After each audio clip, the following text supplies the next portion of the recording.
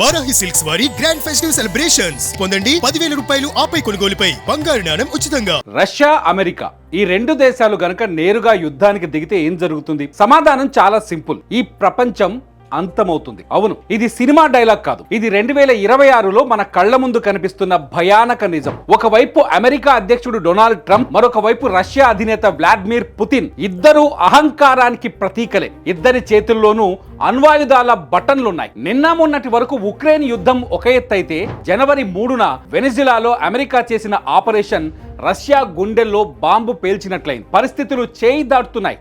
ఏ క్షణమైనా ఏదైనా జరగొచ్చు. అసలు ట్రంప్ ఎందుకు ఇంత అగ్రెసివ్ గా ఉన్నారు? పుతిన్ ఎందుకు రగిలిపోతున్నారు? అన్నింటికంటే ముఖ్యంగా వీరిద్దరి గొడవలో మన భారత్ ఎందుకు బలి కాబోతోంది? అమెరికా విధిస్తానన్న ఆ 500% పన్ను మన ఆర్థిక వ్యవస్థను దెబ్బతీస్తుందా? ఈ వీడియోలో చూద్దాం. అసలు ఈ కొత్త గొడవకి ప్రధాన కారణం సౌత్ అమెరికాలోని చిన్న దేశం వెనెజులా. జనవరి 2026 ఆరంభంలోనే ప్రపంచం ఉలిక్కిపడే వార్త వచ్చింది. వెనెజులా అధ్యక్షుడు, రష్యాకు అత్యంత సన్నిహితుడైన నికోలస్ మడురోను అమెరికా మిలిటరీ బంధించింది. ఇది రష్యాకు మామూలు అవమానం కాదు. ఎందుకంటే వెనెజులాలో రష్యా పెట్టుబడులున్నాయి, రష్యా ఆయిల్ వ్యాపారం ఉంది. కానీ ఇప్పుడు ట్రంప్ గేమ్ మార్చేశారు. మరుడోను అరెస్ట్ చేయడమే కాకుండా వెనెజులా ఆయిల్ మొత్తాన్ని అమెరికా తన కంట్రోల్లోకి తీసుకుంది. అక్కడ ఉన్న రష్యా, చైనా, ఇరాన్ సలహాదారులను తక్షణమే దేశం విడిచి వెళ్లాలని ట్రంప్ వార్నింగ్ ఇచ్చారు. ఇది పుతిన్ కు డైరెక్ట్ ఛాలెంజ్. తన మిత్రుడిని తన కళ్ల ముందే అమెరికా ఎత్తుకెళ్తుంటే రష్యా చూస్తూ ఊరుకుంటుందా?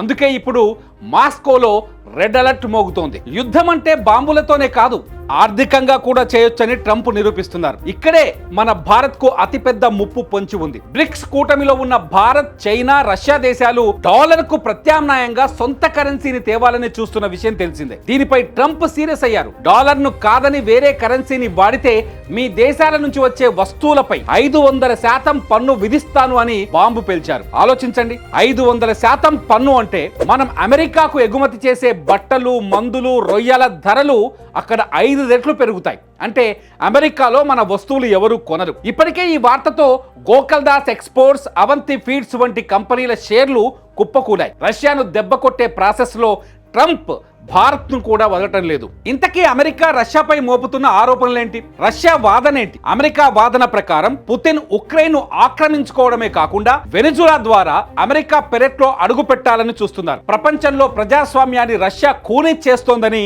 అమెరికా ఆరోపిస్తోంది. మరి రష్యా ఏమంటోంది?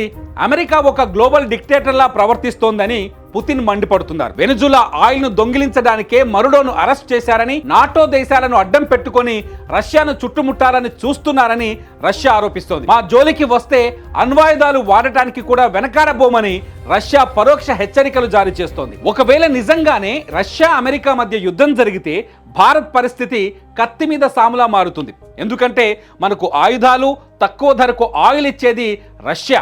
కానీ మన సాఫ్ట్వేర్ ఎగుమతులు, టెక్నాలజీ పెట్టుబడులు వచ్చేది అమెరికా నుంచి. ఇప్పుడు ట్రంప్ మీరు నాతో ఉంటారా, రష్యాతో ఉంటారా తేల్చుకోండి అనే పరిస్థితిని కల్పిస్తున్నారు. రష్యాకు సపోర్ట్ చేస్తే 500% టారిఫ్ల రూపంలో ఆర్థిక ఆంక్షలు తప్పవు. అమెరికాకు సపోర్ట్ చేస్తే ఇన్నాళ్లుగా మిత్రదేశంగా ఉన్న రష్యా శత్రువుగా మారుతుంది. చైనా సరిహద్దుల్లో కాచుకొని కూర్చున్న వేళ రష్యా సపోర్ట్ కోల్పోవడం భారత్ కు క్షేమం కాదు.